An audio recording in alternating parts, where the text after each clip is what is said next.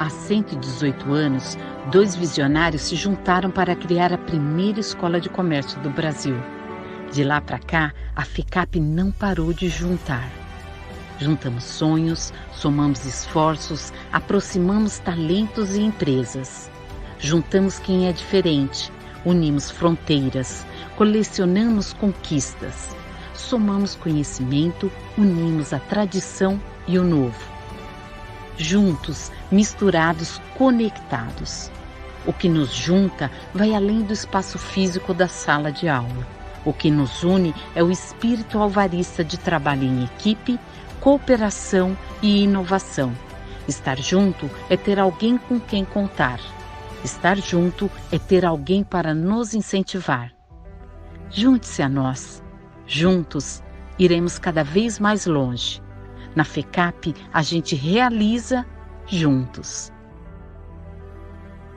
FECAP. 118 anos juntando tradição e juventude.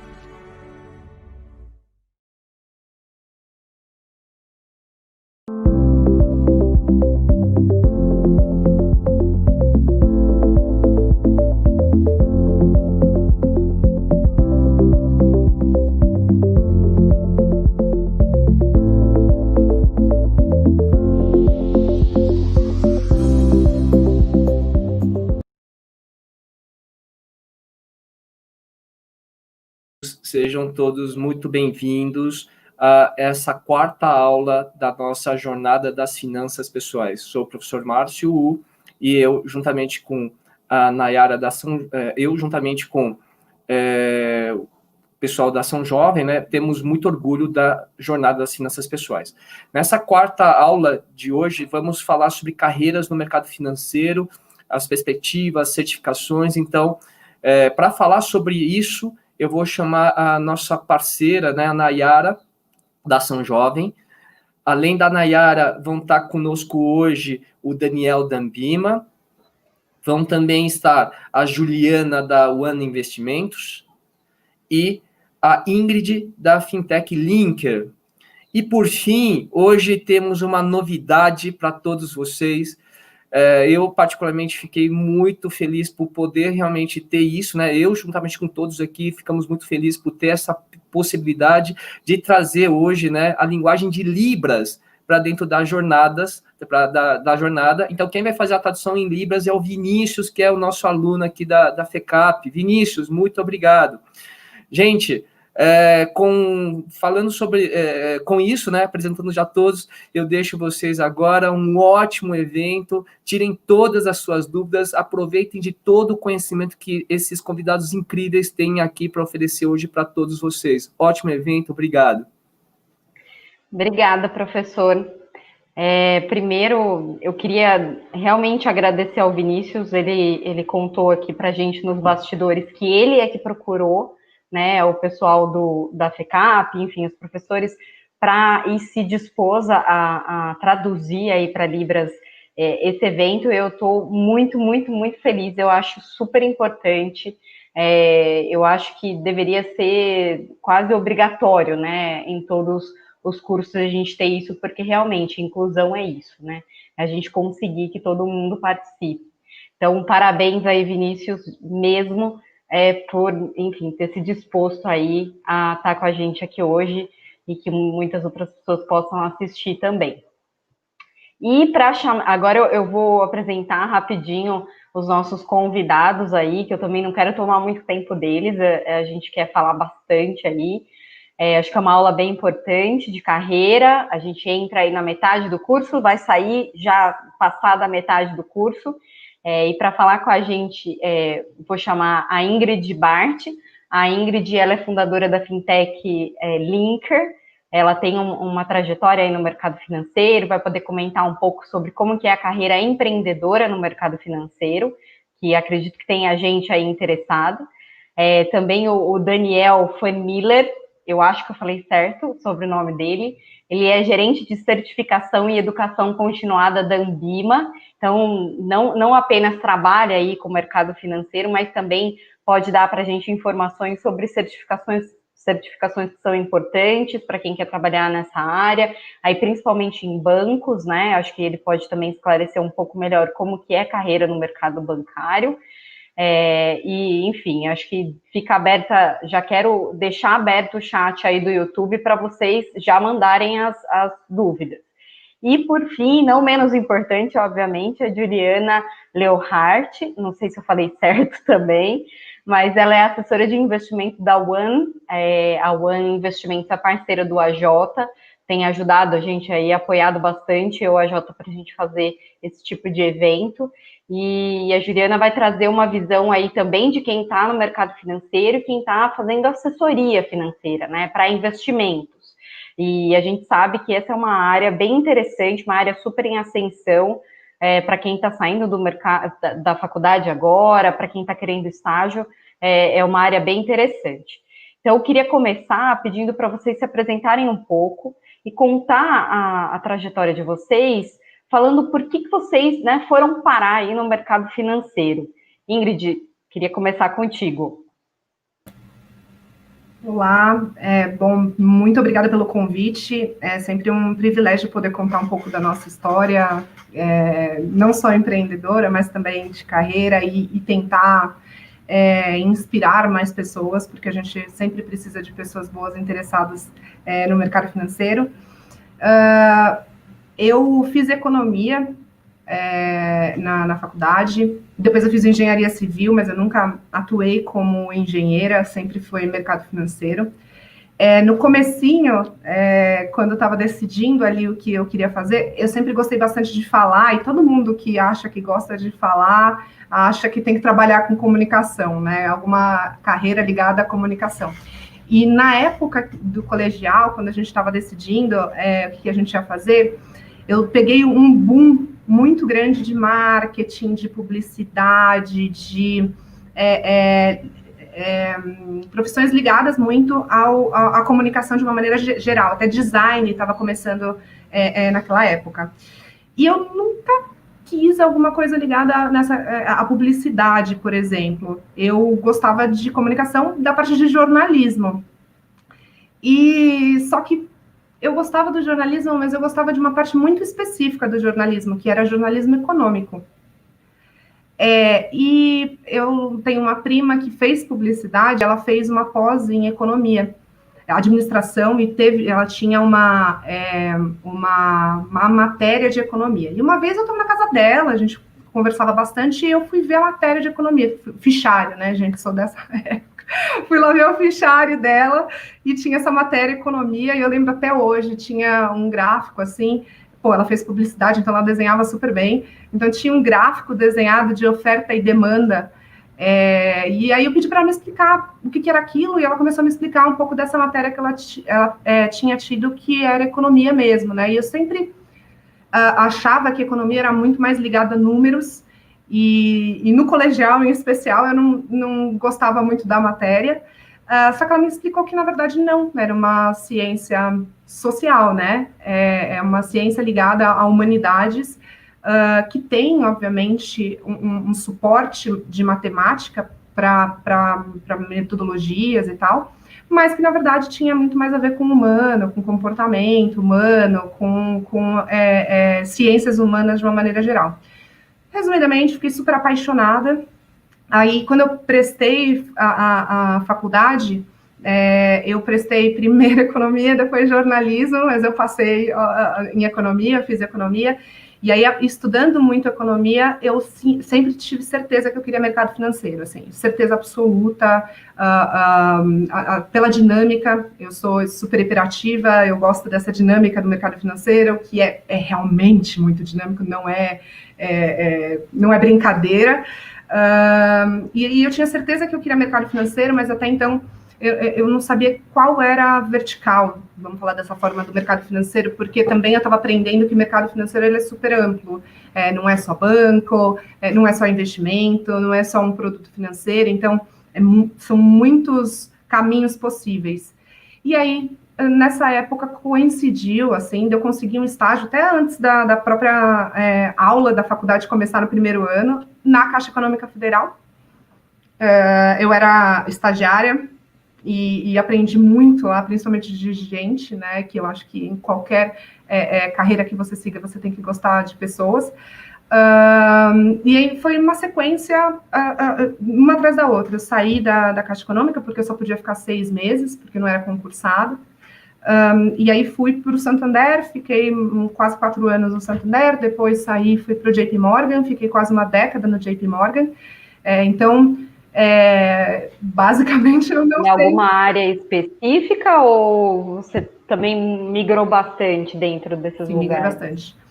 Eu ia falar que, assim, na verdade, eu nem sei o que é a vida fora do mercado financeiro, porque hoje eu continuo no mercado financeiro, mas eu brinco que é o mercado financeiro alternativo, né, que é mais ligado à tecnologia e tal, e foram diversas áreas, assim, eu passei por mesa de operações, passei por tesouraria, de banco mesmo, né, que são os recursos da própria instituição, mas eu sempre, como eu falei, gostei muito de gente, então eu sempre quis a minha carreira voltada para clientes, então no JP eu entrei na mesa de operações, mas um tempo depois já migrei para a área de produtos, que era vinculada ali para uma área mais comercial, depois fui para uma área que a gente chamava de sales, de treasury services, que é essa parte transacional, né, que você presta serviço para outras empresas nessa questão transacional, e fui banker de corporate, que é quando você cuida dessas grandes contas,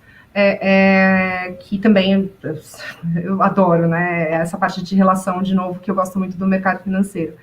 E foi essa minha carreira. Em 2016, eu finalizei um MBA, que inclusive eu ganhei de presente no JP, mas foi o que me fez querer conhecer outra vertente do mercado financeiro, que era um MBA em empreendedorismo e inovação, e isso me abriu muito a cabeça sobre a tecnologia mesmo. Então, eu comecei a sentir que eu queria trabalhar com alguma coisa voltada à tecnologia.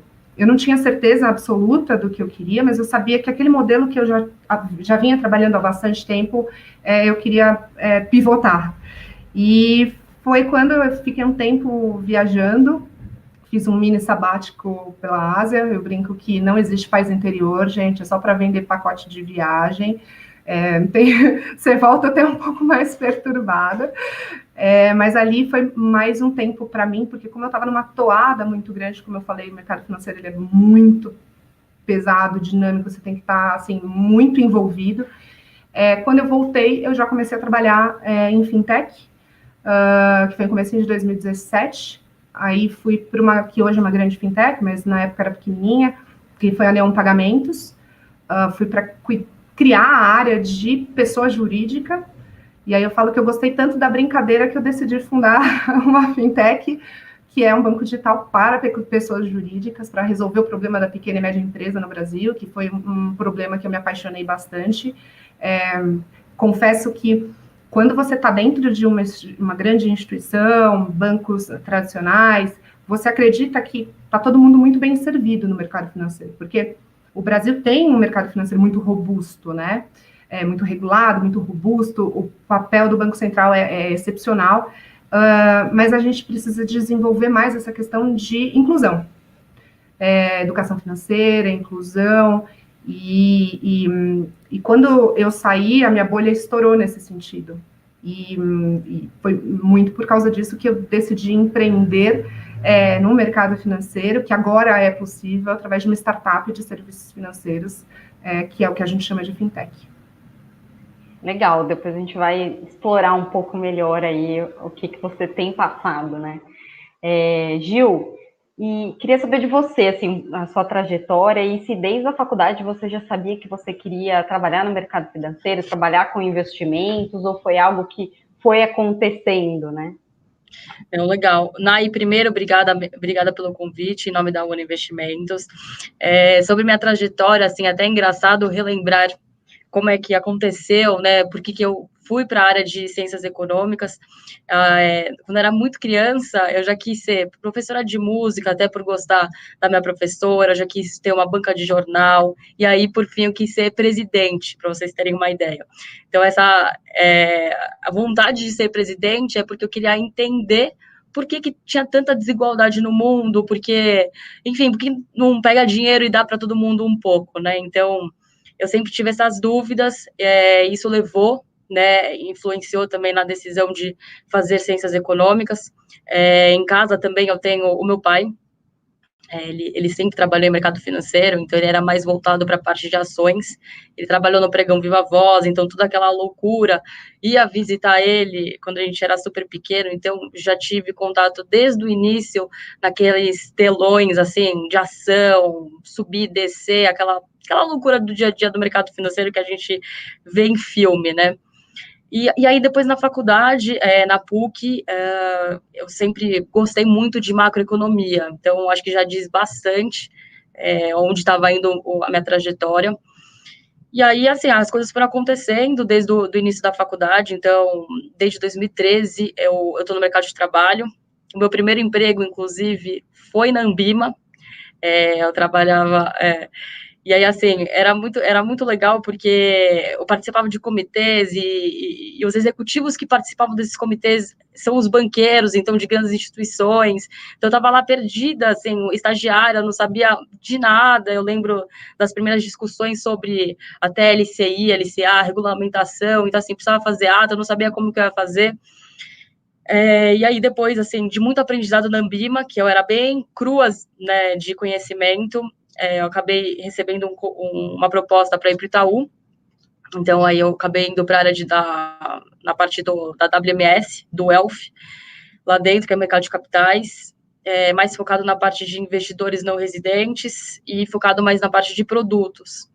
E aí, como a Ingrid falou também, por ela também ser muito comunicativa, também sempre fui muito comunicativa, gosto de pessoas, então me despertou a vontade de ir para uma área comercial, né? Então, na época, eu quase acabei fazendo o trainee do banco, mas aí gerou uma oportunidade, um convite aí para me integrar ao time da Aqua Investimentos, que é um escritório de agente autônomo, então isso foi em 2015, e aí que, de fato, eu entrei mais no mercado, né, mercado brasileiro, porque até então, investidor não residente não era muito, né, não entendia muito bem da dinâmica, e aí foram anos, assim, de muito aprendizado, fiquei lá por mais de um ano, depois a XP acabou me fazendo uma proposta, então saí desse escritório de agente autônomo que é a Aqua, acabei indo para a Matriz, que foi uma baita de uma escola, assim, tudo que eu aprendi hoje, que eu sei, acho que foram esses anos aí trabalhando com a XP, e aí, desde o ano passado, enfim, quis o desafio também, eu sempre tive vontade, de certa forma, além do mercado financeiro, de estar empreendendo, então, ir para um negócio próprio, né, não ser mais aquele negócio de funcionária, você tem que ponderar muito, então eu fiz algumas decisões e aí optei por ir nesse caminho mesmo de voltar, como eu já estava, né, lá atrás nos agentes autônomos, através da Aqua. Depois de um tempo na XP que eu era funcionária, eu optei por voltar para o mercado de agentes autônomos. E aí, desde o ano passado, eu recebi o convite da One Investimentos de sociedade entrar como sócia, então, desde então, trabalho com uma carteira de clientes, de tickets, assim, acima de um milhão. Chique. Não, a gente vai depois explicar um pouco melhor como que funciona um escritório, as áreas, enfim, vamos ter oportunidade aí também. Queria ouvir o Daniel também, para contar um pouco sua trajetória, desde quando você está na Ambima, né? O que você faz na Ambima? Legal, muito bom. Obrigado mais uma vez pelo convite, um prazer estar aqui com vocês. Eu também fiz administração. Administração é um curso que eu brinco que é um especialista em generalidades, né? Então, você não sabe direito o que você vai fazer, você faz administração. Mas eu fiz numa universidade e na faculdade que eu fiz era economia e contabilidade junto, então já tinha bastante exposição ao mercado financeiro, mas não imaginava trabalhar no mercado financeiro.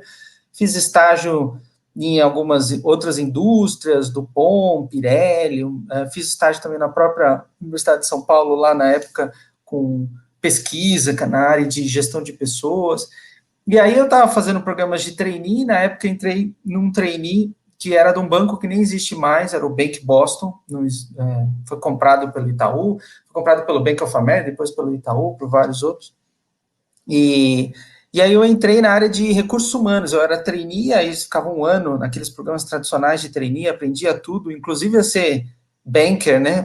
O trainee era focado, Ingrid, nessa coisa de ser corporate banker, mas aí depois você se direcionava para algumas áreas, e eu tinha muito interesse em gestão de pessoas, desenvolvimento organizacional, educação, e então fui alocado na área de RH. Na época a gente tinha uns projetos super legais, gestão por competências, e também a parte da primeira universidade corporativa do mercado financeiro. Esse tema estava ainda surgindo, não tinha muito esse assunto, então a gente criou um negócio que chamava Boston School, que era uma universidade para os funcionários e também para os clientes, era bem interessante.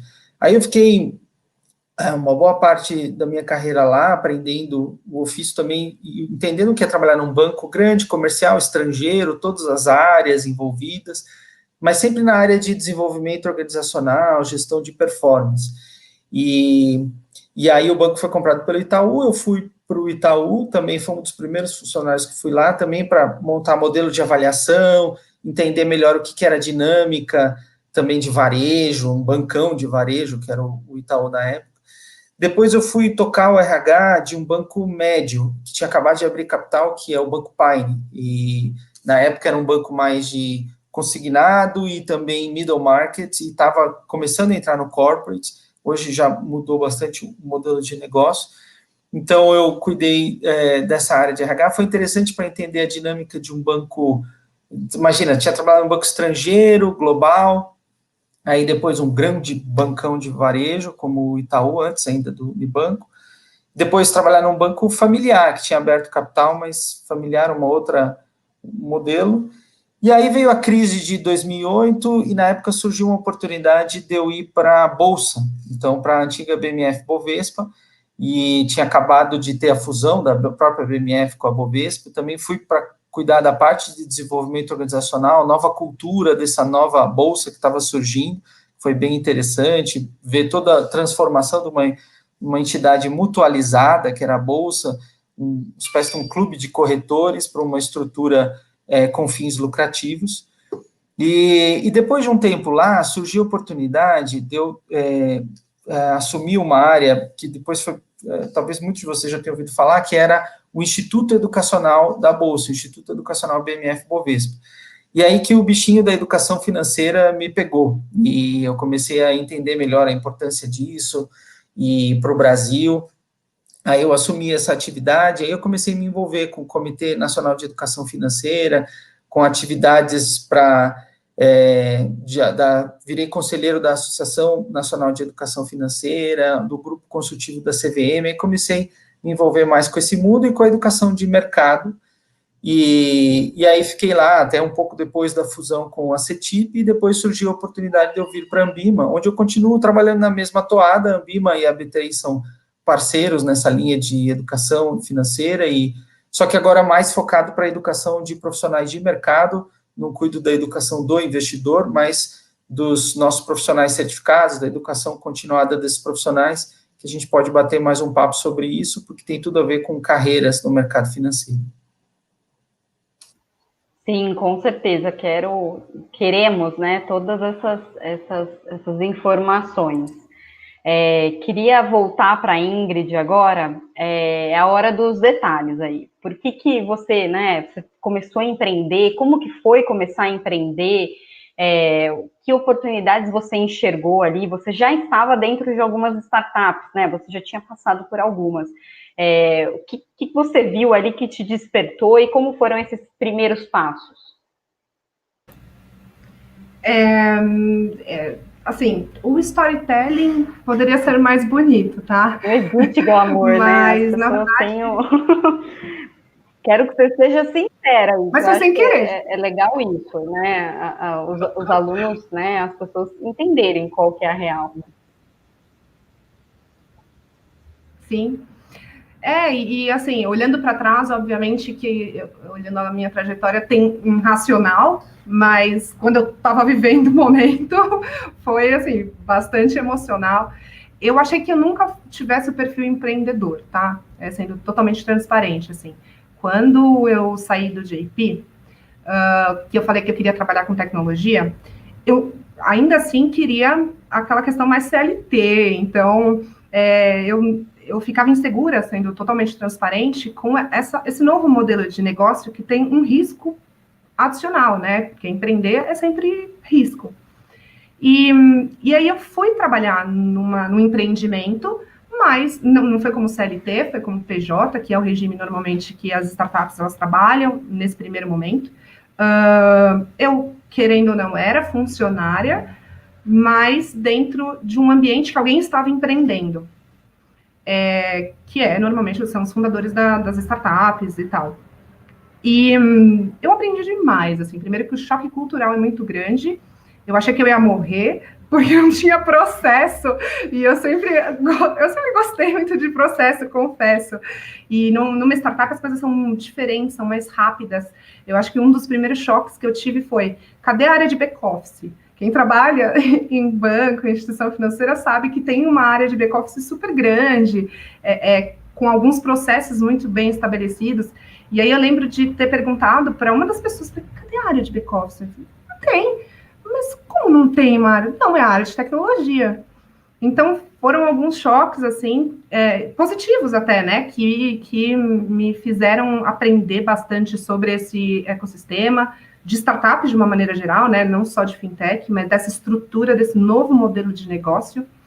E foi quando eu falei que a minha bolha estourou, e eu vi que tinha muito problema para ser resolvido ainda, assim, como eu falei, desde a educação financeira até gestão, até serviços mais personalizados para o público que eu gosto de trabalhar, que é de PME, né, que eu me apaixonei bastante, tinha um oceano azul gigantesco, até porque a própria legislação começou a se tornar um pouco mais flexível, o que possibilitou de verdade essas novas startups de serviços financeiros. Então, foi mais ou menos, a minha mudança de carreira foi mais ou menos quando a regulação começou a ficar mais aberta, começou a ficar mais clara, porque acho que todo mundo aqui que trabalhou no mercado financeiro sabe que a responsabilidade é muito grande quando você assume uma função no mercado financeiro. Então, muitas vezes você tem um dever fiduciário muito relevante, compliance, você tem que estar muito alinhadinho, assim, porque é um mercado muito regulado e a penalidade, ela vem. Pode demorar um tempo ou outro, mas ela vem porque, como eu falei, o Banco Central, assim, não tente enganar uma das maiores autoridades monetárias do país, né? E quando você pensa nisso, dá medo você empreender. Fala assim, poxa, não vou fazer isso não, a legislação não tem legislação, a legislação ainda não foi testada e tal. E foi mais ou menos quando isso foi sendo, ainda tem muita coisa para amadurecer, mas começou a ficar mais claro que eu comecei a ficar um pouco mais confortável em pensar em empreender nisso. E aí, sendo também, de novo, totalmente transparente, eu era responsável por uma área que não era a menina dos olhos, porque a menina dos olhos era a pessoa física. Então, eu disputava a atenção do time de tecnologia, porque ali é tudo reduzido, com a estratégia core daquela fintech, que era a pessoa física. E aquilo começou a me deixar muito frustrada, porque, assim, eu via que não tinha ninguém fazendo isso muito bem, então eu brinco que eu tinha que esconder meu WhatsApp, que ele começou a ser contrabandeado, porque tinha a conta PJ, mas eu ainda era um piloto, eu não podia ficar marketeando muito ainda, só que os empreendedores desesperados, tipo, compartilhavam o meu WhatsApp, então eu via que tinha muito mercado, e eu não conseguia desenvolver no timing, ali no tempo que eu achava que tinha que desenvolver. E foi isso que começou a me deixar mais incomodada. Eu falei, poxa, eu estou vendo uma oportunidade, mas não é aqui que eu vou conseguir desenvolver melhor essa oportunidade, porque o foco é outro. E aí foi uma grande lição que eu aprendi, que quando você tem duas estratégias muito distintas dentro do mesmo lugar, e elas estão andando mais ou menos com, concorrentes, alguma estratégia vai sangrar. E aí eu saí, fui para uma outra oportunidade, que foi um dos primeiros clientes, era uma fintech também, o primeiro cliente PJ, um dos, né, que testou a plataforma, era o piloto. E eu fiquei por muito pouco tempo. nessa fintech, que era vinculada a blockchain, eu era diretora de projetos em blockchain e tal, que é outro capítulo maravilhoso na minha vida, mas durou muito pouco tempo, assim, porque logo na sequência, eu saí mais ou menos do Neon mais ou menos em março, em junho, julho, eu conheci meu sócio, que veio fazer um benchmark comigo, então ele sabia desse meu histórico conta digital PJ, que eu gostava muito, e a gente foi apresentado por um amigo em comum. E eu fui tão empolgada, eu acho, falar para ele que, tipo, nossa, tem muita oportunidade, poxa, quem fizer direitinho vai nadar de braçada, tem esse desafio, mas eu validei dessa forma, que um tempo depois, a gente continuou contato, eu apresentei outras pessoas para ele, isso foi em julho, em setembro ele me convidou para mais um almoço, eu já estava super habituada, a gente almoçar para trocar essas ideias, e aí ele me convidou, falou, vamos fazer? E aí foi que eu realizei que eu estava empreendendo neste momento, eu falei, não titubeei, falei, vamos. E aí desde então estou empreendendo, isso foi em setembro de 2018.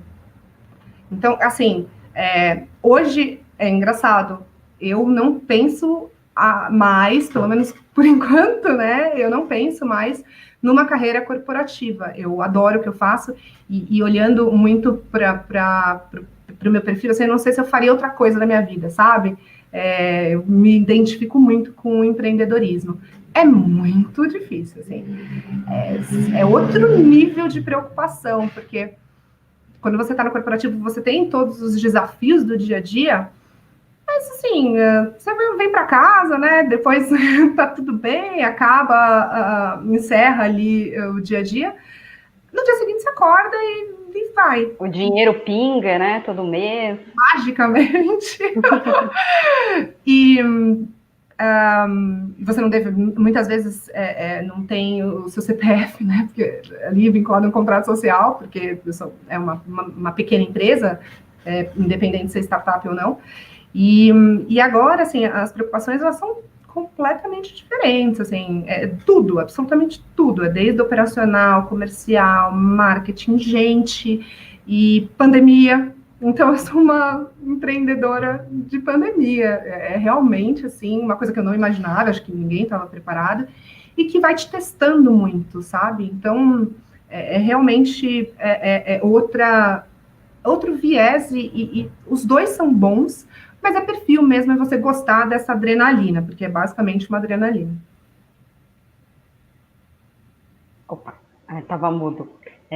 Não, muito bacana, depois a gente vai explorar um pouco mais. Gil, queria que você contasse um pouco como que é, né, trabalhar numa assessoria de investimento, como que funciona internamente, como que vocês são estruturados, que áreas existem, quais são os perfis de profissionais que trabalham nessas áreas. Eu acho que deve ter bastante gente interessada aí, até porque é uma carreira em ascensão hoje no Brasil, né? Deve contar para a gente? Sim. Não, claro, como você disse, né, como a Ingrid comentou sobre empreendedorismo, porque queira ou não o assessor de investimentos, ele vai, de certa forma, estar empreendendo, porque ele vai ter que montar lá a sua carteira de clientes, vai ter que ir atrás de prospecção, vai ter que ir atrás do seu networking. Então, assim, já de bate-pronto não é algo simples, né? Não é que você chegou numa instituição, que você é funcionário, que você já tem lá sua carteira de clientes. E aí, o fato dessa função, né, de agente autônomo, enfim, está crescendo muito, a gente está vendo muitas instituições, né, tem XP, BTG, outros bancos aí também, que estão começando a ter esses parceiros. Eu acho que é uma carreira, além de ser, essa parte do empreendedorismo, é muito desafiadora no sentido de você sempre está se educando continuamente, então, assim, é muito importante você estar sempre inteirado.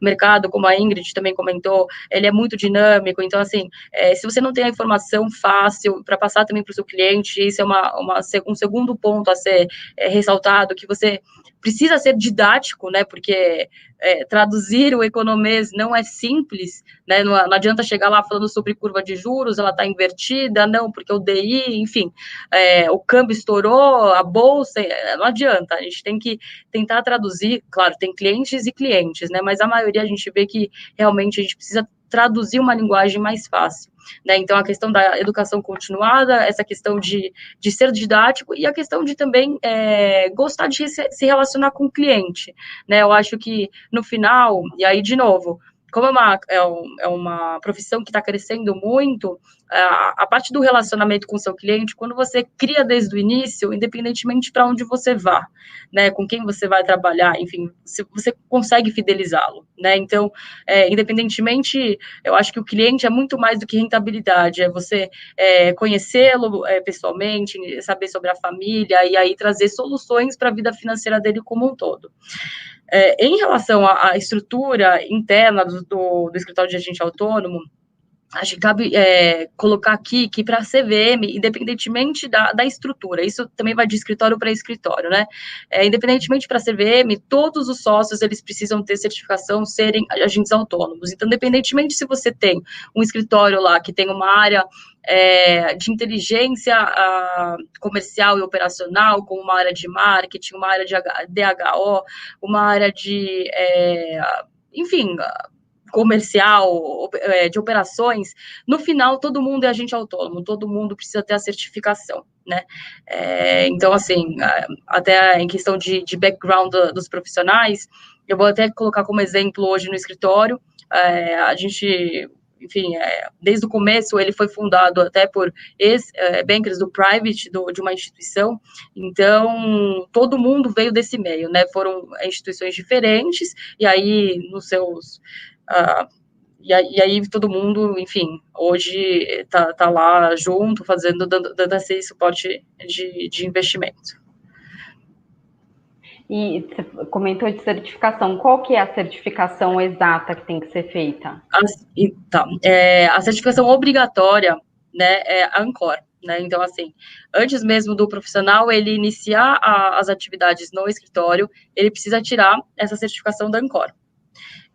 Então, assim, outras certificações que são diferenciais, que eu acho que vale a pena, e aí, de novo, puxando o gancho, porque eu disse de educação continuada, do profissional sempre estar se educando, existem outras que acho que o Daniel também vai conseguir falar melhor, que CFP, tem CFA também, que é conhecido mundialmente, né? Porque se a gente for pensar, e aí depende muito, assim, se o profissional, né, o jovem, ele quer ir seguir uma carreira um pouco mais de gerente de agência, depende muito, assim, de que tipo de produto ele quer vender, e aí tem uma certificação específica para cada um desses objetivos. Mas, eu acho assim, a parte do Ancor, ela é fundamental, o assessor, ele precisa ter isso antes mesmo de poder atuar como um distribuidor. Né, e aí, CFP é um grande diferencial, acho que, digamos, para o assessor, acho que é uma certificação necessária que o profissional ele precisa pensar em ter. O CFA já é um nível mais elevado, a prova é em inglês, são 3 fases, então, assim, são muito menos pessoas que têm essa certificação, então é um grau um pouco mais elevado. Legal. E você já me deu o gancho aí para perguntar para o Daniel sobre justamente certificações no mercado financeiro. Daniel, você me disse se você quer compartilhar aí os slides. Eu acho que a gente pode ir conversando e trocando ideia.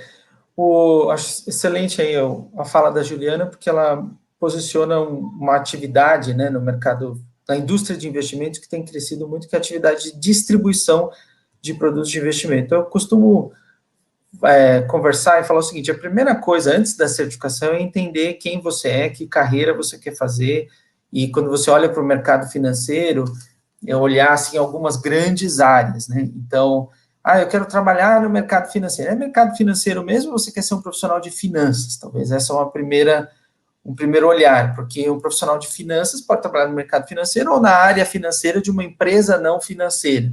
E até algumas certificações podem ser importantes para essa atividade também.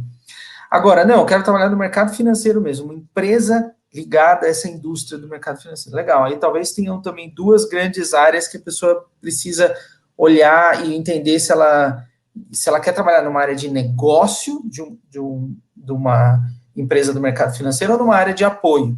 Até o exemplo que a Juliana deu, assim, no escritório de agente autônomo, independente se você está na área de apoio, você precisa do AI, você precisa da certificação, porque para a CVM você está num escritório, você é um agente autônomo.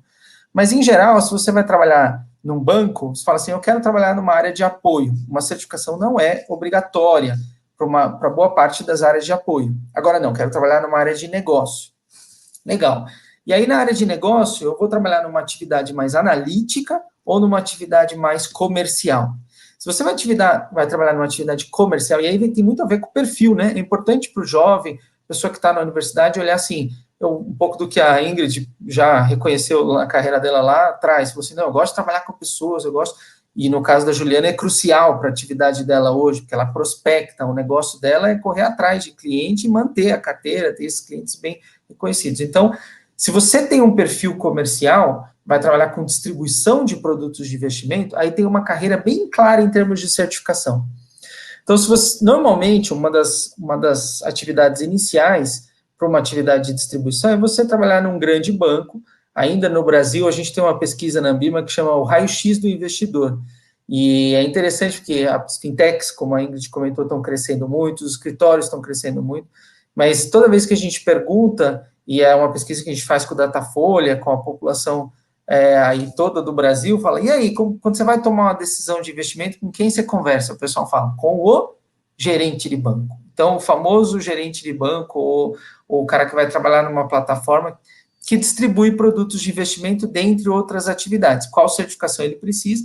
Ele precisa da CPA 10. Se é um cliente do varejo, ele precisa dessa certificação para distribuir. Se ele vai falar com clientes já, ou clientes alta renda, ou clientes private, ou clientes corporate, middle, clientes pessoa jurídica, ele precisa da CPA 20. Então, a atividade é igual. Se ele está vendendo produtos de investimento, ele precisa de uma dessas duas certificações. Se ele vai trabalhar como um preposto de uma corretora ou um agente autônomo de investimento, que também é uma atividade de distribuição de produtos de investimento, também é um vendedor, ele precisa, como a Juliana falou, da certificação da ANCORD do AI, independente se ele tem a 10 ou a 20, se ele veio... Agora, em geral, né, Juliana, é difícil o cara já começar empreendendo, né? É bem comum numa carreira, ele começar numa atividade comercial bem mais básica, iniciante, como um gerente de conta, e formando relacionamentos, né, e formando uma carteira, e aí quando ele já tem esse porte, aí, em geral, ele migra, ele vai para um escritório. Hoje, até como a demanda é muito grande, tem gente indo direto, mas tradicionalmente tem sido mais essa linha.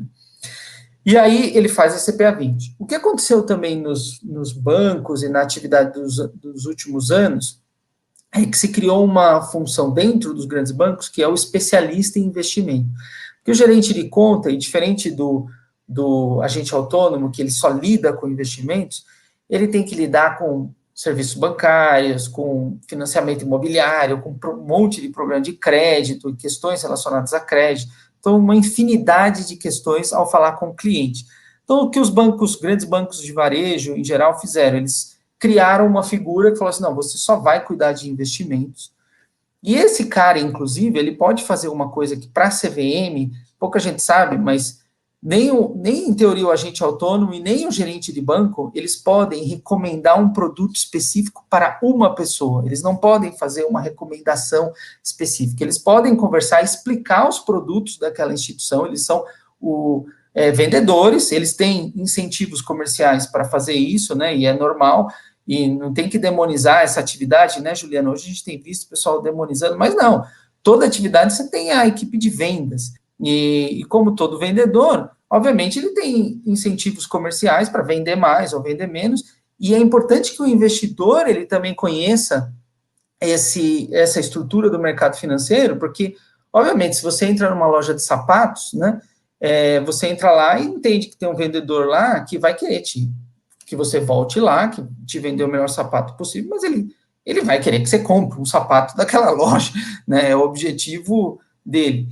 E é diferente de uma figura de um consultor de investimentos, que para a CVM é uma figura que não tem nenhum interesse comercial e tal, é uma outra figura aí de mercado. Então, o CPA 10, CPA 20, o agente autônomo de investimento, eles têm esse papel de distribuir, vender um produto de investimento. O CEA, que seria o especialista em investimento, que é a nossa terceira certificação, ele já dentro de uma instituição também, obviamente, falando dos produtos daquela instituição, também tem interesses comerciais por trás, mas ele já pode fazer uma indicação de uma estrutura, de uma alocação ele sim pode, dentro da autorregulação da Anbima, falar assim, ó, se eu fosse você, eu colocaria a minha alocação desse jeito aqui. Então, a CEA é uma certificação interessante também para essa carreira comercial. Algumas pessoas, ao invés de fazer o que a Juliana comentou, que muita gente faz isso mesmo, pula direto do AI para o CFP, que eu vou falar um pouco dessa certificação, eles têm usado a CEA como uma coisa intermediária, né? Porque na certificação AI, ele vai acabar vendo muita coisa também de como que você coloca uma ordem de compra e venda, como ela é uma certificação muito voltada ao ambiente de corretora, né? Tem muito esse viés, assim, de compra e venda de ações e tal. O CEA dá uma visão mais ampla sobre investimentos como um todo, e é um step antes do CFP, que é uma certificação mais completa. Seria, na minha visão, o topo da carreira comercial, assim, das certificações dessa atividade comercial, porque além de investimentos, fala sobre gestão de patrimônio como um todo, por isso que os private bankers, até pelo próprio código de autorregulação da Anbima, precisam ter a CEA também, pelo menos 75% da estrutura de um private tem que ter o CFP, desculpa. E aí ele vê planejamento sucessório, questões relacionadas a seguros, uma questão de planejamento financeiro, gestão de patrimônio de uma forma mais ampla. Então, eu diria que essa é uma certificação aí de topo dessa carreira comercial. Então, ó, 10, 20, AI, CEA, CFP, olha, uma sequência de certificações para a carreira comercial. Agora, existem várias outras certificações para outras carreiras no mercado financeiro. Então, por exemplo, se você vai trabalhar numa corretora, vai trabalhar na área de risco da corretora, precisa do PQO risco. PQO é uma linha de certificações da própria bolsa que a pessoa precisa ter para trabalhar na corretora, seja na área de compliance, é o PQO compliance, PQO back-office, tem que fazer o PQO back-office, tem que fazer o PQO operações, se vai colocar uma ordem de compra e venda direto na bolsa. Aí tem as certificações mais analíticas, eu diria.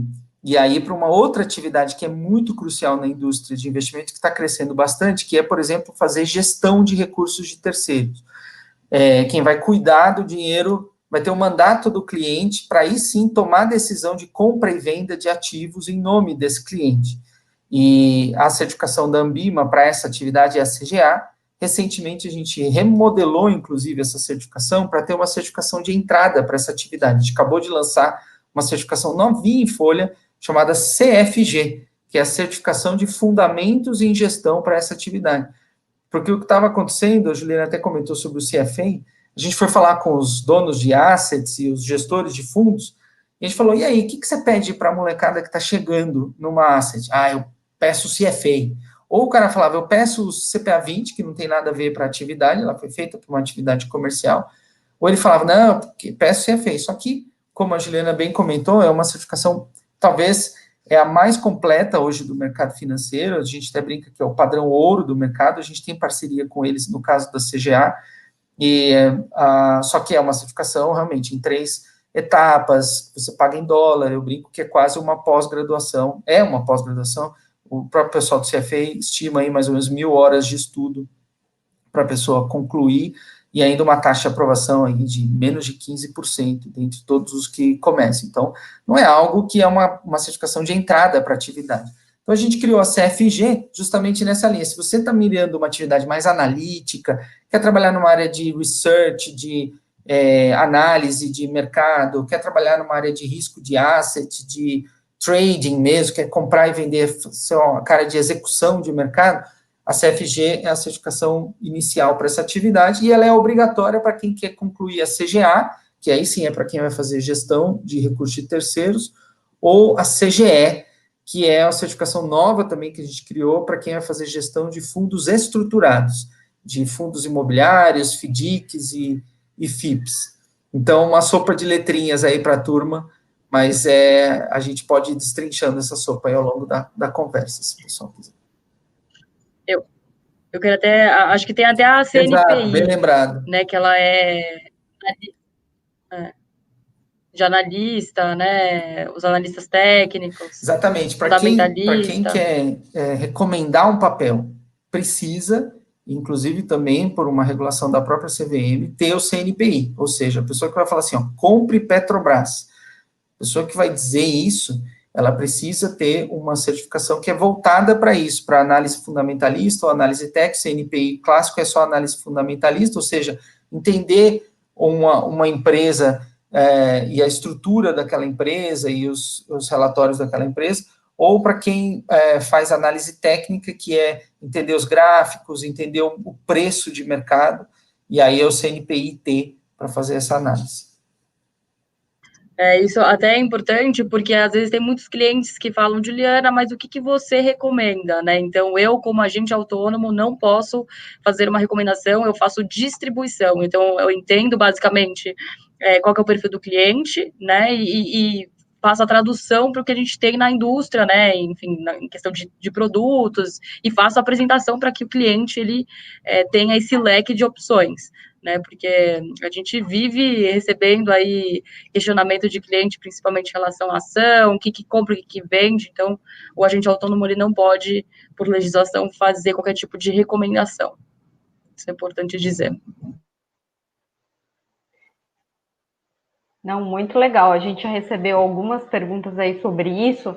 Acho que antes da gente respondê-las, queria só ouvir de novo a Ingrid mais um pouco aí sobre essa vida de empreendedora, né? Ingrid, a gente até comentou, né? A vida de empreendedorismo não é só glamour, tem muita gente que acha que é só happy hour, que é, né, encontros, aquele escritório com mesa de sinuca, com videogame, né? Sei que no Neon tinha videogame, não sei se ainda tem.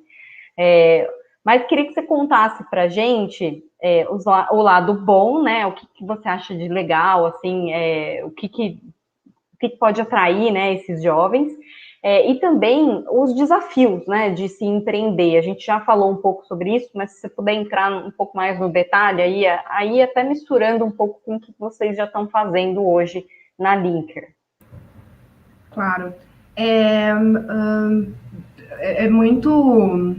muita ilusão esse negócio de que você vai no meio da tarde pular numa piscina de bolinha e tal. Na verdade, assim, o trabalho às vezes é até maior, porque você não tem muitas vezes esse controle que tem uma corporação, e aí você tem o que eu costumo falar do job to be done, né, do trabalho a ser feito.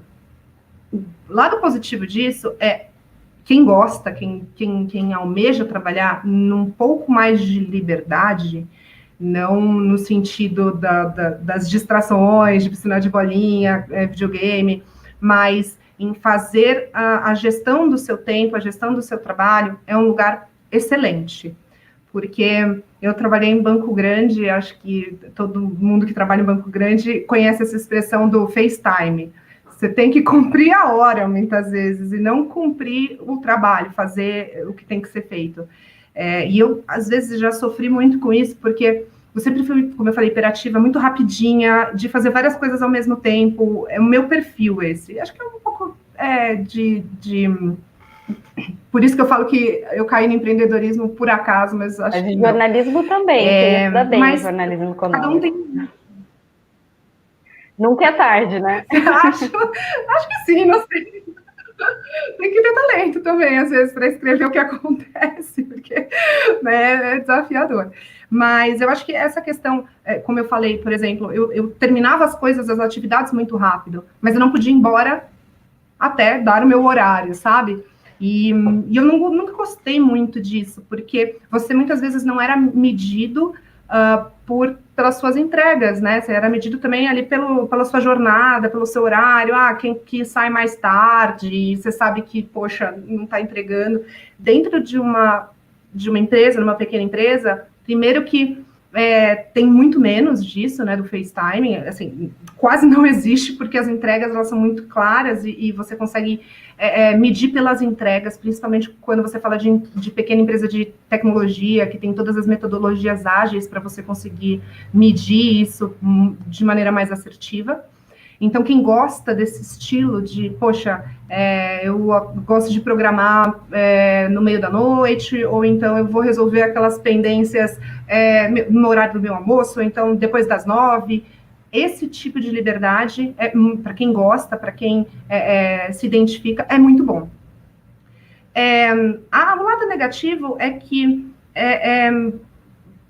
não tem muita rotina, muitas vezes, sabe? Então, eu lembro que no meu começo de carreira, todos os dias eu tinha horário para isso, tá? Então, todos os dias eu tinha, quando eu estava na mesa de operações, eu trabalhava muito com pricing, né, de precificação dos ativos. E assim, tinham turnos, porque haviam preços que saíam 8, 9 horas da noite, quando fechava o pregão, aí tinha disquete para você migrar os preços dos ativos para os sistemas do banco. Então, não tem muita rotina, assim. Uma ou outra área tem uma rotina, mas, poxa, eu cuido muito da área de experiência, né? Que é a única área que eu sou responsável pela área de experiência, que é a única área que tem contato com o cliente. Assim, todo dia é uma surpresa. Para quem gosta, é excelente, mas tem dias que você só quer um pouco de paz, entendeu? Tipo, e tem uma coisa super importante de você empreender no mercado financeiro, que é o caso de uma fintech, que você esbarra muito em educação financeira. Como o Linker, por exemplo, é um entrante no mercado, então tem toda uma jornada de você ganhar confiança do cliente, né? Porque, infelizmente, no Brasil, é uma opinião muito pessoal, mas a gente tem 2 extremos. Ou a pessoa acredita em tudo e cai em tudo quanto é golpe financeiro por desconhecimento, ou a pessoa desconfia de tudo e já vem com um ranço muito grande falar com você. Então, ela quer descontar todo o ódio que ela tem do sistema financeiro como ela conhece hoje no entrante que está falando ali com ela, porque ela já sabe que vai dar problema, já sabia que vai dar problema. Então, é realmente muito desafiador lidar com essas emoções. Eu vou dar um exemplo clássico. TED. A gente atua num modelo meio de correspondente bancário. Então, toda a custódia do dinheiro do Linker fica numa instituição financeira tradicional, que não é meu sócio, é só um prestador de serviço, mas por regulação eu preciso colocar essa custódia numa instituição financeira diretamente regulada. E muito por causa disso, os horários que a gente faz, por exemplo, uma TED, ela pode demorar um pouco mais de 10 minutos. Então, pode ser que demore 1 hora. E está dentro do prazo que é normalmente uma TED. Então, pode acontecer da TED demorar 1 hora, não tem problema, tem que cair no mesmo dia. E já teve caso, por exemplo, de gente entrando em Reclame Aqui, fazendo um monte de reclamação e acessando cada uma das pessoas, porque tinha acesso a um parceiro nosso que foi passando o WhatsApp de todo mundo para esse cliente, que acessou todo mundo. Então, foi literalmente aquele negócio, todo mundo em pânico, para entender o que estava acontecendo, porque a pessoa não entende a regra, por exemplo, de TED.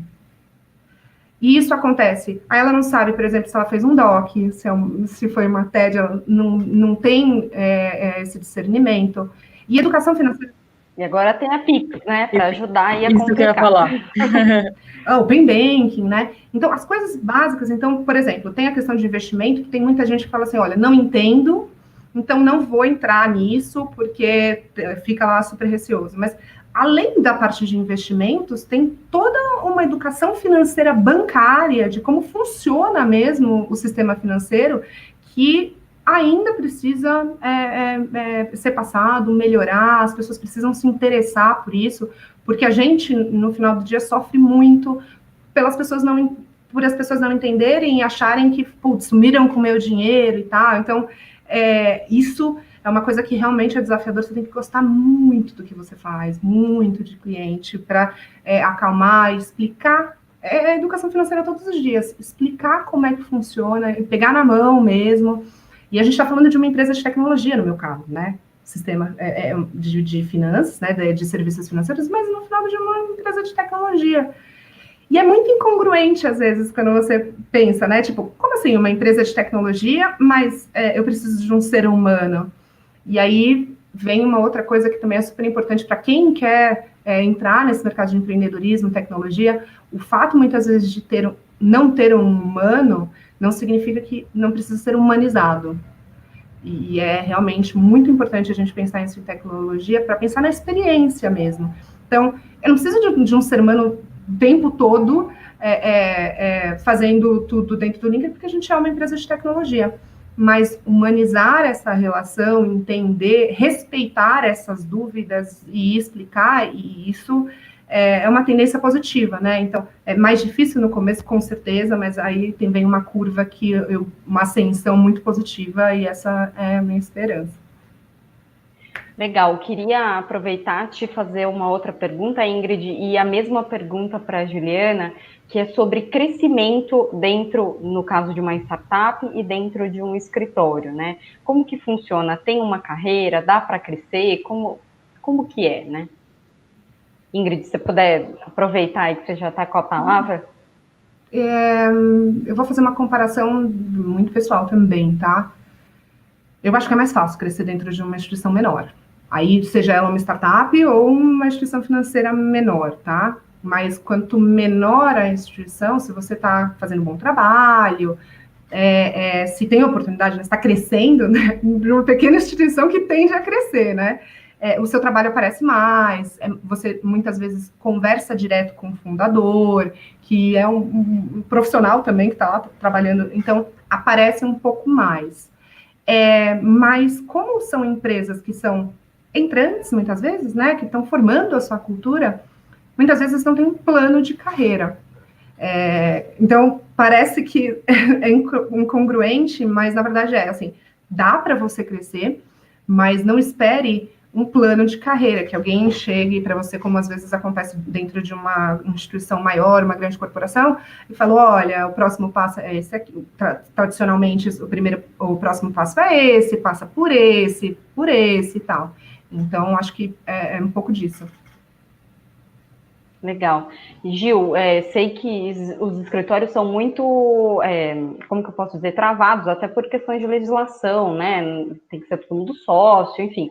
Então, se você puder contar um pouco como que se existe essas possibilidades de crescimento dentro de um escritório? Tá, não, como eu tinha reforçado anteriormente, né, essa questão para a CVM de que todos os sócios, eles precisam ter a Encore, então a certificação, então todo mundo tem que ser, pelo menos, agente autônomo. E aí você consegue, dentro, seguir de formas diferentes. Então, pensando no assessor de investimento, se você é aquele profissional que quer crescer sua carteira, quer ter uma carteira gigante, enfim, de acordo com seus objetivos e quer trabalhar mais sozinho, existe esse caminho, né, para esse banker, né, de sucesso, né, como também tem um lado para esse profissional, esse assessor de investimentos que acha que gosta de lidar mais com pessoas, então talvez formar uma equipe, ser líder de um gestor comercial, então dá para também navegar por esse caminho, tá, então digamos, são duas possibilidades aí para o assessor de investimentos, né, duas trajetórias a seguir. Nessa área comercial, legal, nessa área de cliente, né, de assessor. Uhum. E tem que ter alguma habilidade específica, assim, tem alguma coisa que você gostaria de compartilhar com as pessoas que acham que é importante para quem está pensando em ir para essa área?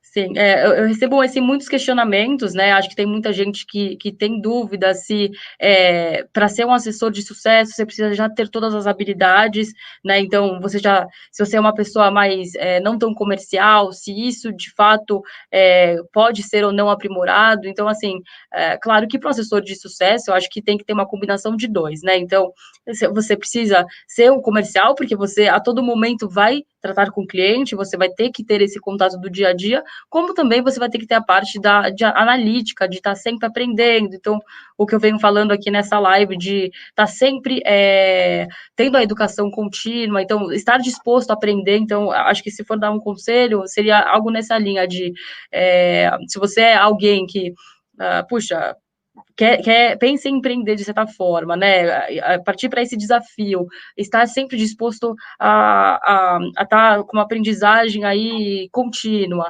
você gosta de pessoas, a gente aqui no escritório, a gente passa por diversos treinamentos, então assim, independentemente se é um sócio já de muita experiência, este mesmo sócio, ele vai participar do mesmo treinamento que todo mundo, então assim, acho que você ser humilde também no sentido de eu sempre preciso estar aprendendo alguma coisa, né? Não no sentido de já aprendi tudo, não tenho mais o que tá né, aprendendo. Então, assim, os treinamentos, eles giram tanto na parte de produtos, como oratória, como você se porta com o cliente.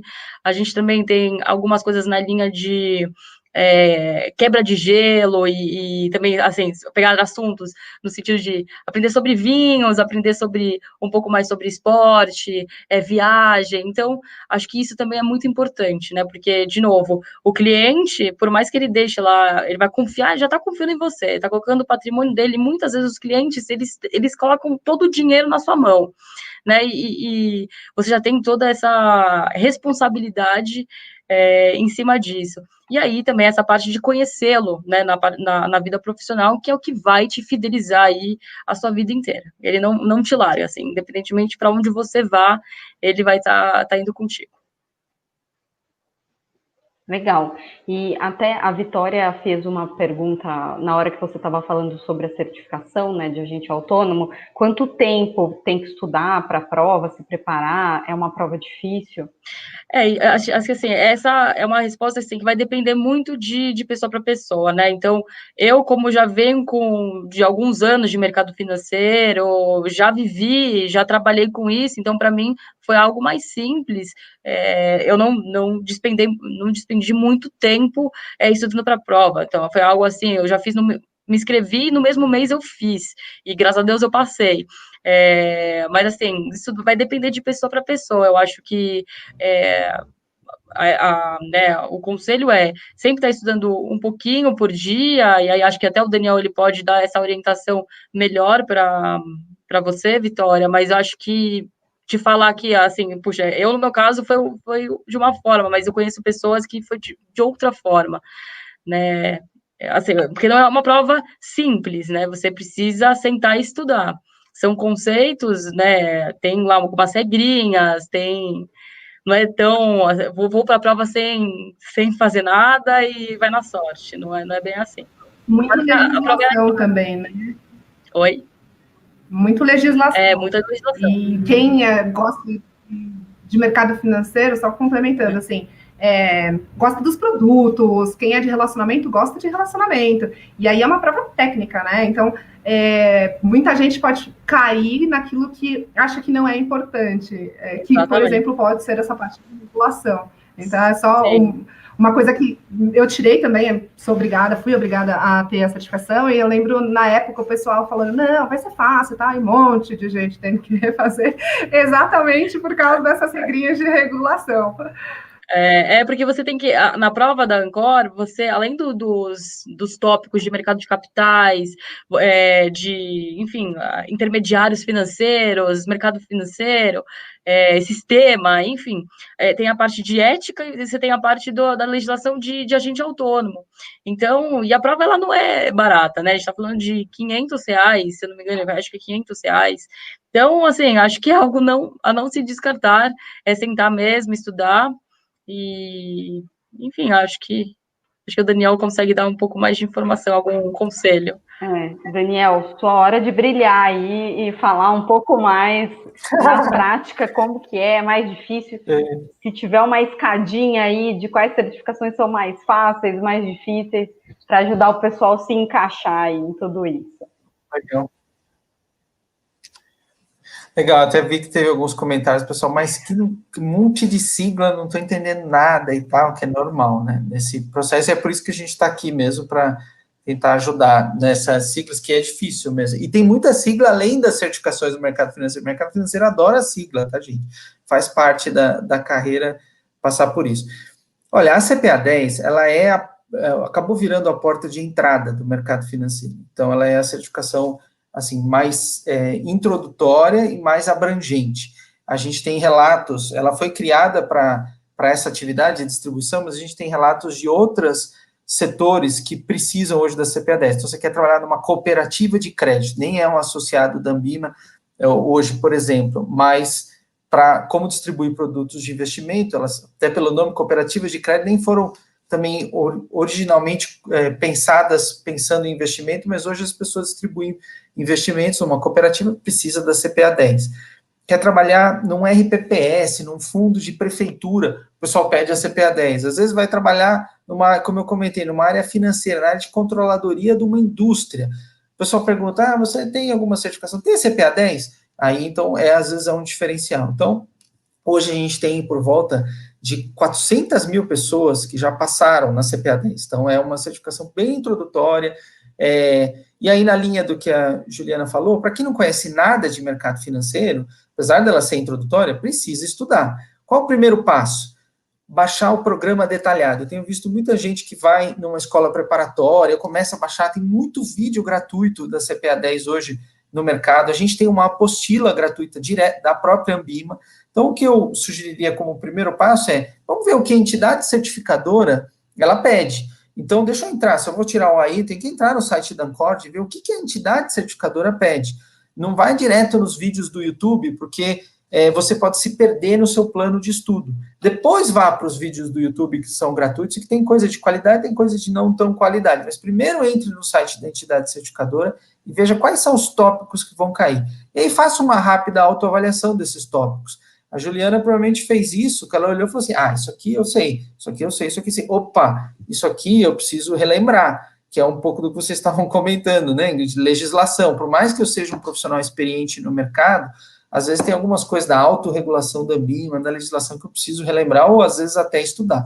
Então, primeiro passo, olhe o programa detalhado, e aí entenda o seu estilo de aprendizagem. Tem gente que pega uma apostila, como a nossa, estuda, vai embora, e tranquilo, em 2, 3 meses, passa tranquilo na certificação. Tem gente que precisa de apoio, ou seja, é melhor, então, contratar uma escola preparatória, tem várias no mercado, e aí você vai, faz simulados. Simulado é importante independentemente, eu costumo dizer, por exemplo, nas nossas certificações, precisa passar 70%, precisa acertar 70% das questões.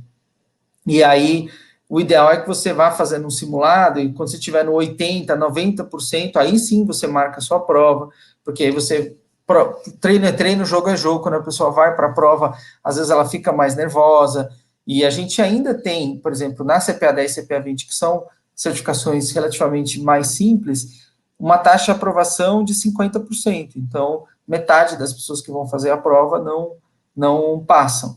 E a gente entende que tem espaço para melhorar bastante essa taxa de aprovação. Acho que com essas dicas iniciais seria bem legal. Primeiro, entender o que a entidade certificadora pede, faça uma rápida autoavaliação, monte um plano de estudos e busque parceiros nessa jornada de preparação para essa certificação. Legal, obrigada, Daniel. A Juliane perguntou sobre certificações específicas para trabalhar na área de custódia. Não sei se você sabe. Olha, o PQO, dentro do PQO, você tem o PQO Back-Office, que ele é quebrado em 3 áreas. Tem uma área de Back-Office liquidação, Back-Office custódia. Então, essa é a certificação mais adequada para quem quer trabalhar numa área de custódia, e mais especificamente dentro de uma corretora, mas ela também acaba trazendo vários conhecimentos importantes para quem vai trabalhar numa atividade de serviços qualificados dentro de um grande banco, dentro de uma estrutura de uma asset, por exemplo, ou de um banco que faz administração de recursos de terceiros. Legal. E aí, uma pergunta do Kaique, que fica aberto também para vocês aí, que é se estagiário precisa de certificação. E queria também aproveitar e emendar para quem está ainda na faculdade, né? Que oportunidades vocês veem aí no mercado, nas suas respectivas áreas, ou em áreas que vocês já trabalharam, enfim. Bom, pela autorregulação da Ambima, você tem uma série de coisas que são autodeclaratórias das instituições. Então, tem algumas instituições que pedem, sim, certificação para o estagiário. Por exemplo, a gente tem, quando eu falo autodeclaratória, assim, é a própria instituição que nos diz, a Ambima, que autorregula e que depois supervisiona, quem que exerce qual atividade. Então, a gente só fala assim, para distribuir produtos de investimento, precisa ter a CPA 10 ou a CPA 20. E a própria instituição é que fala, essa cadeira distribui, essa cadeira não distribui, essa cadeira distribui, essa cadeira... E alguns bancos de varejo pedem, sim, para o estagiário, porque ele exerce alguma atividade, fala com o cliente, então, por política do próprio banco, então isso varia de instituição para instituição. Eu diria que, e aí ligando a segunda parte da questão, As certificações, vale a pena, sim, pensar quando você está na faculdade, antes de entrar no mercado. A gente tem visto até uma certa inflação das certificações na linha do que a Juliana falou, de educação contínua. Então, a gente exige a 10, mas grande parte dos bancos de varejo já falam assim, se você tiver a 20, é um diferencial no processo seletivo. Às vezes, o profissional que quer se diferenciar já está buscando a CEA. Então, a gente tem visto estudantes no campo já da graduação, às vezes até do ensino médio, buscando certificações para poder aumentar a competitividade no mercado financeiro. Boa. Tem uma pergunta do professor Márcio, que é: a pandemia está alterando ou irá alterar as oportunidades de carreira no mercado financeiro? Vocês estão vendo alguma mudança ou criação de novas carreiras, né? Ou alguma mudança nas carreiras tradicionais?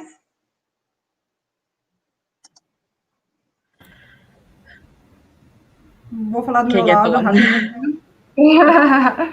Com certeza, gente, assim, você nunca... tudo que a gente estava fazendo agora, se adaptando, são aprendizados, né? E eu acho que aprender coisas novas nunca é demais, nunca é ruim. E eu vou falar como empreendedora, eu não gostava de trabalho remoto. Porque eu gosto de gente, gosto de me mexer, gosto de estar presente, gosto de, como eu falei, né, dessa área mais comercial, cliente, parcerias, e aí, para mim, foi bastante impactante. Eu nem tinha estrutura aqui em casa para trabalhar de casa, porque realmente era uma coisa, para mim, inviável. E aí vem a pandemia, que é desafiadora para todo mundo, e também para os empreendedores, porque a gente teve que contratar pessoas de maneira remota. A gente tem que se reunir de maneira remota, a gente tem que organizar o tempo, porque, particularmente eu, teve um momento nesses 7 meses que eu esqueci de almoçar. Então, com absoluta certeza, impacta não só as oportunidades de mercado financeiro, então, a tecnologia, essa parte de segurança, agora que os dados estão trafegando muito em Wi-Fi de casa, então, não só nessa parte de tecnologia para o mercado financeiro, mas tudo que envolve operações financeiras digitais. Aí vem desde de investimento, inovação, está acontecendo muita coisa. O Banco Central está com vários projetos. Antes de ontem, saiu o Sandbox regulatório, Open Banking, PIX. São coisas que a gente está conhecendo, a gente está aprendendo, né? Então, com certeza, isso também vai trazer tudo digital. Outras oportunidades, criar vagas que hoje a gente nem sabe que vai ser necessário, mas no futuro vai ser necessário. Então, a resposta clara assim, é com certeza, não só em possibilidades, oportunidades, mas também na maneira que isso se configura, que é agora pensando mais no digital. E aí eu queria só fazer um comentário de carreira, assim, no mercado financeiro, que como a gente vem falando, né, quem trabalha no mercado financeiro, tem muitas áreas. Então, poxa, comentaram agora de custódia, tem a parte de educação financeira, tem a parte de ações, bolsa, a parte de investimento, a parte de relacionamento. Então, assim, é muita variável, muita variável. E na minha vida profissional, 3 perguntas eram sempre recorrentes que não tinham absolutamente nada a ver com o que eu fazia. Posso pagar uma conta no seu banco? Que eu trabalhava em banco de investimento, e aí já teve amigo meu, falou assim, poxa, eu tô com uma conta atrasada, eu consigo pagar uma conta no seu banco? Isso já aconteceu algumas vezes. A outra foi, que ação que eu tenho que comprar? Então, assim, o pessoal acha que você trabalhou no mercado financeiro, você sabe que ações que tem que comprar. E, assim, para quem trabalhava com relacionamento, eu nem podia comprar ação, porque dá conflito de interesse e tal. Então, e a terceira o dólar vai subir ou descer. Então, apesar de ser de mercado financeiro, assim, a carreira ela é muito específica, ela é muito diversa, então muitas vezes você nem tem contato com esse tipo de informação, e eu acho só legal compartilhar, porque foi recorrente a minha vida inteira. Sim, eu como jornalista econômica também, vira e mexe, alguém me pergunta alguma coisa, e, enfim, nem posso, né, falar nada. Eu acho. Eu acho assim, para a maioria das empresas, acho que muita gente não via a possibilidade de home office. Acho que quando você comentava sobre trabalhar de casa, todo mundo tinha aquele preconceito de, nossa, não vai trabalhar nada, tá querendo se esquivar. E a gente viu que a pandemia, ela realmente mudou, trouxe uma nova realidade, na verdade, né? A gente viu recentemente a XP, né, que é gigante, uma instituição super sólida, ela colocou todos os funcionários de home office, né, então, realmente, a pandemia, ela veio para mudar, tanto na parte de carreira, e aí eu falo também na parte do meu dia a dia como assessora, por ter clientes, né, então, fazer as reuniões, eu não preciso necessariamente me deslocar, e aí também a gente tem clientes fora de São Paulo, isso facilitou muito, porque muitas das vezes era contato por telefone, então você não conhecia exatamente como que era a pessoa, e para o cliente traz a segurança, né, de saber quem que está cuidando dos seus investimentos. Agora, eu só tenho a minha dúvida no sentido de, será que hoje a gente está trabalhando mais? Porque eu tenho essa impressão de que a gente está trabalhando mais de casa, né? Aquele preconceito do início de home office não funcionar, eu acho que, na verdade, muita gente está até ficando altas horas, porque você não tem o tempo de deslocamento, você acaba, às vezes, almoçando ali perto do computador rápido, tá tudo muito perto, então acaba ficando até altas horas, né? Não tem mais divisão, né, casa-trabalho. Exatamente. É muito legal. Eu acho que a pandemia exacerbou, acelerou algumas tendências que já tinham de carreira. Inclusive, a gente já estava discutindo na Ambima algumas tendências por meio de pesquisas entre a liderança da Ambima no mercado financeiro, e a gente viu todas essas tendências sendo aceleradas. Por exemplo, múltiplas carreiras e carreiras paralelas acontecendo. Então, eu achei muito feliz aqui nesse painel a gente ter, por exemplo, 3 modelos de carreira, né? Hoje estou trabalhando mais como executiva, você tem 2 pessoas mais ligadas a empreendedorismo, e eu acho que super, isso vai se tornar cada vez mais comum, as pessoas desenvolvendo várias carreiras e carreiras paralelas. Vai ser muito pouco provável no ciclo de carreiras, e para os jovens que estão nos assistindo hoje, né, as pessoas vão trabalhar 30, 40, 50 anos, elas não vão ter uma carreira única ao longo e nem uma carreira linear, né? Elas vão ter carreiras assim, e às vezes desenvolver mais de uma carreira ao mesmo tempo. E acho que a pandemia, isso ficou mais claro, as relações hierárquicas estão mudando, o home office parece uma coisa simples, mas ela muda muito, assim, as empresas já estavam começando a se organizar para trabalhar em squads, por exemplo, equipes multifuncionais. O dia a dia da Ingrid deve ser bem nessa linha, imaginando fintech, essas coisas assim, muito multifuncionais. Como é que ficam as hierarquias nisso? Como é que você faz gestão de pessoas à distância, da forma como a gente está fazendo, com uma equipe a 100% à distância? Tudo muda, e eu acho que a gente ainda vai estudar muito os efeitos da pandemia na carreira nos próximos anos, e a gente vai ver como foi relevante nesse sentido. É um momento ótimo. Se eu tivesse hoje na faculdade, olhando para a carreira, olhando para o mercado financeiro e as possibilidades, na linha do que a Ingrid falou, nossa, tem muita possibilidade de fazer coisa diferente, e em especial da pessoa vir com essa cabeça de empreendedor, porque sendo empreendedor ou não, dentro de uma grande instituição, ela também vai ter que se engajar no intraempreendedorismo, em projetos que ela vai liderar, que ela não pode ficar esperando alguém sentado do lado dela e falar assim, não, agora faça isso. Ela vai ter que achar o trabalho, e ela vai ter que ocupar um espaço organizacional, independente de alguém dizer que ela tem que ocupar, ela que vai ocupar isso. E eu acho que isso vai fazer parte cada vez mais da nossa vida. Não, perfeito, falou tudo, Daniel.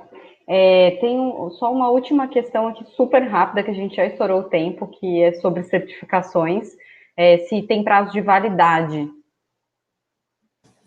Sim, um bom processo de certificação, ele tem 4 pilares, né? Ele tem um pilar que é de preparação, um bom exame, e ele tem um processo de educação continuada.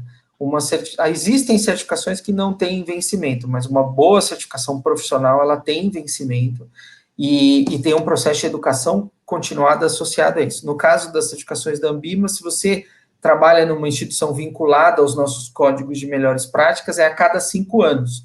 Se você não trabalha, é a cada 3 anos. E no caso da CGA, independente se você está exercendo a atividade, você não tem vencimento. Se você deixa de exercer a atividade, aí é a cada 3 anos. Obrigada. Nay, acho que tem mais uma pergunta da Bianca, não? Ah, isso, eu pulei. Desculpa, Bianca. Ela pergunta... Até já... Pode falar. Não. Desculpa. Eu estava dando uma lida aqui, ela perguntou se necessariamente é indicado entrar em um banco para se inserir no mercado financeiro. Isso era algo que eu tinha na minha cabeça também, achei até legal, até levantado. Quando estava na Ambima, eu falei, não, mas eu preciso para banco, porque se eu quero para mercado financeiro, eu preciso fazer essa passagem para banco. Eu acho que é legal a questão de se trabalhar em banco, porque mercado financeiro ele é muito amplo, então, assim, são diversas áreas. Quando você sai da faculdade, você não sabe exatamente, assim, que área do mercado financeiro você quer se inserir, né? Então, o banco, por já ter tudo no mesmo ambiente ali, são diversas, né, as áreas que você tem contato, e também tem aqueles programas de trainee, de estágio, de você ficar fazendo revezamento por área. Então, eu acho que, de uma forma geral, te dá uma noção do que, né, das áreas possíveis, e aí, tal, você descobrir qual delas te interessaria mais, né, mas assim, hoje no mercado são, além de bancos, você tem gestoras, você tem até escritórios como agentes autônomos, se você quiser seguir mais para esse lado de assessoria de investimentos, você tem também corretoras, então assim, acho que é bem amplo, mas seria recomendável, sim, nesse sentido de tentar entender para que lado você quer ir nesse mercado. Perfeito, muito obrigada pela explicação, Gil. Gente, eu acho que é isso, eu ficaria bem mais aqui, eu acho que o pessoal também, mas a gente tem que encerrar. Queria agradecer vocês, dar aí a última oportunidade para vocês também se despedirem e passarem uma última mensagem. Ingrid, se você quiser começar? Ou finalizar, Vou né? começar. Bom, super obrigada novamente, assim, é um privilégio poder estar conversando sobre isso e ver essa preocupação em melhorar realmente a educação financeira, isso é super importante, super sério, é uma coisa que eu acredito que tem um impacto social muito positivo mesmo, então, quanto mais a gente se interessar e puder compartilhar conhecimento, melhor. Gostei muito do que a Gil falou sobre essa questão de aprender, né, sobre várias coisas, acho que o Daniel também falou, de ter humildade, humildade para entender que você não vai saber de tudo. Então, assim, por exemplo, eu sou um zero esquerda em investimento, tá, gente? Não é porque você é do mercado financeiro que você tem esse conhecimento, porque realmente é muito grande, são muitas áreas, como a gente vem falando aqui. Então, sempre ter essa humildade de reconhecer que tem sempre mais para você aprender, e também nunca... é uma coisa que eu sempre carreguei na minha vida, assim, quem gere a nossa carreira é a gente. Então, tem vontade de ir para uma área, de dar um direcionamento para a sua carreira num sentido do mercado financeiro, não desiste. Não desiste por causa de estar cômodo, ou então, poxa, tá estável. Se você tem aquele sonho de resolver aquele problema, de aprender aquela parte, vai, não pense em nada, não se acomodar, porque é fácil você se acomodar no mercado financeiro também, porque são bons salários, mas se você quer construir carreira, e a gente está falando aqui de carreira, então é super importante essa pontinha de buscar sempre mais, de aprender, e você nunca sabe tudo. Então, se você está num lugar que você sabe tudo, está na hora de você mudar. Não da empresa, mas talvez da área, talvez das atividades. Então, sempre buscar fazer coisas novas, porque tudo, absolutamente tudo que eu fiz na minha carreira, desde da planilha que aparentemente mais besta, assim, mais simples, até as coisas muito sofisticadas, assim, tudo eu uso hoje. Seja por um conhecimento específico ou seja por um insight que eu tive naquele momento. Então, valorizar cada um desses steps e ter a humildade de aprender sempre mais, porque conhecimento, de novo, é sempre importante, relevante, e a gente vai levar para sempre. Daniel? Acho que você está no mudo. Está no mudo. Para variar, né? Essa é a fase que a gente mais fala nessa época você está no mundo. Bom, foi ótimo conversar com vocês, aprendi bastante também nessa conversa, na linha do que o pessoal estava comentando, aprender sempre, e aprendi, inclusive, com o Vinícius, um trabalho bem difícil fazer esse que ele está fazendo. Realmente a gente fica pensando como traduzir tudo isso, né? Muito bom. E que seja o começo de uma jornada. O mercado financeiro realmente tem muita oportunidade, e é um mercado onde o Brasil está indo muito bem. Assim, quando a gente olha aprender com gente boa, tem muita gente boa, tem muita tecnologia de alto nível, tem uma regulação acima do que a gente vê em muitos países. Então é uma oportunidade de entrar num setor que está crescendo, que está de ponta, e para trabalhar com muita gente boa e para contribuir para o desenvolvimento do país. Não acredite em tudo que fala, que o mercado financeiro come criancinha, não come, pelo contrário, ele é fundamental para o desenvolvimento do país. Nenhum país cresce sem um mercado financeiro sério, com boas regras, com um mercado de capitais pujante, é o que a gente está vendo agora, né? Investir em bolsa não é cassino, faz parte da poupança nacional, investir nas empresas que vão gerar dividendos, que vão gerar lucros para o país crescer, e isso vai ser bom para todo mundo. Então, é uma carreira que também tem um propósito social, um bem maior associado, não é só ganhar dinheiro e crescer e prejudicar os outros, pelo contrário, não prejudica, fortalece o bem maior do país também.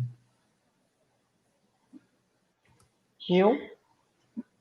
Bom, gente, obrigada mais uma vez pela participação. Nai, Ingrid, Daniel, também prazer em conhecê-los.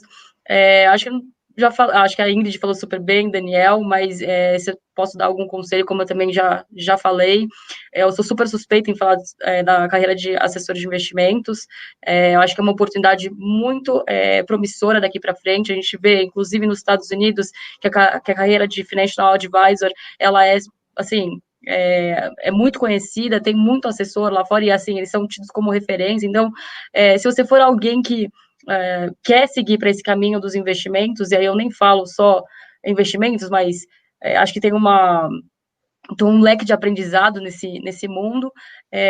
Se você for alguém assim que está sempre disposto a aprender, como a Ingrid falou, ser humilde, então assim, e aí também gostar desse relacionamento, e eu acho que tá no caminho certo, e eu super recomendo.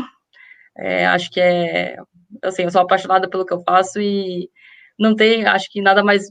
Tem quem me conhece e sabe que acho que eu tô no lugar certo, mercado financeiro, e hoje também no escritório, fazendo o que eu gosto e com as pessoas certas, e acho que você tem que apostar muito nisso, né, com quem que você tá, e pessoas melhores que você, para sempre estar te puxando, não pessoas acomodadas. Então isso também é bem importante. Gente, muito, muito, muito obrigada. Obrigada, Ingrid, obrigada, Daniel, obrigada, Gil, por ter topado esse papo, por ter disponibilizado esse tempo para falar com a gente e com o pessoal que está assistindo. Queria lembrar que a gente vai ter mais 3 aulas da jornada, uma aula de tributação e 2 de investimentos, que a gente vai falar de renda fixa e renda variável. Então, ainda tem bastante conhecimento aí para ser compartilhado. Lembrando também que é uma parceria, né, uma cocriação, né, esse curso do AJ com a FECAP, e a gente sempre trazendo convidados externos aí para realmente ampliar a rede, né, ampliar o nosso conhecimento. E queria agradecer super obrigada para o Vinícius, que eu estou muito, muito feliz da gente estar conseguindo transmitir isso em Libras. Espero que ele não tenha se assustado aí de cara com todo o conteúdo e consiga estar com a gente aí nos próximos também. Obrigada, gente. Obrigada pela audiência. Continue seguindo a gente, o AJ e a FECAP, aí nos nossos canais.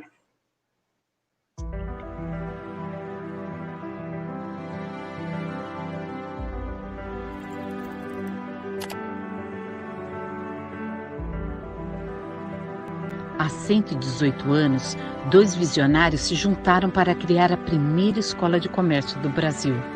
De lá para cá, a FECAP não parou de juntar. Juntamos sonhos, somamos esforços, aproximamos talentos e empresas. Juntamos quem é diferente, unimos fronteiras, colecionamos conquistas. Somamos conhecimento, unimos a tradição e o novo. Juntos, misturados, conectados. O que nos junta vai além do espaço físico da sala de aula. O que nos une é o espírito alvarista de trabalho em equipe, cooperação e inovação. Estar junto é ter alguém com quem contar. Estar junto é ter alguém para nos incentivar. Junte-se a nós. Juntos, iremos cada vez mais longe. Na FECAP, a gente realiza juntos. FECAP. 118 anos juntando tradição e juventude.